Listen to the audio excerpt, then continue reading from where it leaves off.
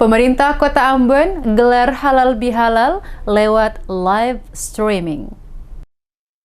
Halal bihalal pemerintah Kota Ambon dilaksanakan melalui live streaming yang diikuti oleh seluruh pimpinan OPD dan aparatur sipil negara lingkup pemerintah Kota Ambon dengan mengangkat tema mengukuhkan soliditas dalam harmonisasi untuk menuntaskan pandemi COVID-19 di Kota Ambon. Kegiatan yang berlangsung secara live streaming dipusatkan pada gedung RRI Ambon pada Rabu 9 Juni tersebut dihadiri langsung oleh Wakil Wali Kota, Sekretaris Kota, dan beberapa pimpinan OPD Pemkot Ambon. Wakil Wali Kota Ambon Syarif Hatler dalam sambutan sebelum ceramah yang dibawakan oleh Kiai Haji Nasaruddin Umar, Imam Besar Masjid Istiqlal Jakarta, melalui streaming menjelaskan halal bihalal yang menjadi tradisi di Indonesia bermakna menciptakan keharmonisan antar sesama manusia. Halal bihalal merupakan media dalam upaya merajut dan mempererat hubungan persaudaraan dan kebersamaan antar individu, keluarga, lembaga pemerintah, dan masyarakat. Tujuan ini sangat penting dan strategis dalam mendukung visi Kota Ambon, yakni kota harmonis, sejahtera, dan religius. Dirinya menambahkan, walaupun Kota Ambon saat ini mengalami bencana non-alam COVID-19,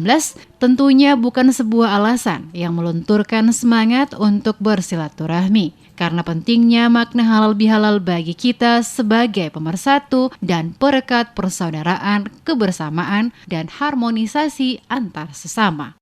Halal bihalal merupakan momentum yang tepat untuk membantu semangat kerja, terutama dalam upaya memutus dan menuntaskan mata rantai penyebaran COVID-19 di kota yang berjuluk Ambon Manise ini. Untuk itu, dengan momen yang dilaksanakan ini, Wawali meminta semua, khususnya jajaran pemerintah Kota Ambon, TNI Polri, pimpinan umat, hingga tingkat RT, serta seluruh komponen masyarakat yang ada di Kota Ambon untuk bersatu padu memperkokoh kerjasama, khususnya dalam mempercepat pemutusan mata rantai penyebaran COVID-19.